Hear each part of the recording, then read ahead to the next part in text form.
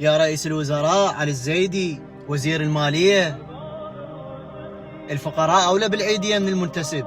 المنتسب يستلم راتب ومكفيه وبطنه ما جوعانه مثل الفقير.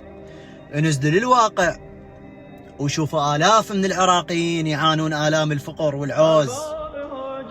بدال هاي العيدية للمنتسب، وأنا مو ضد المنتسب على راسي، بس المنتسب الشريف راح يقول كلامك صحيح.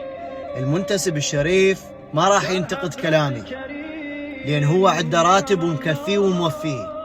انزلوا للمناطق الشعبية، روحوا للبيوت التجاوز، راح تشوفون ملايين من العراقيين يعانون الفقر والعوز.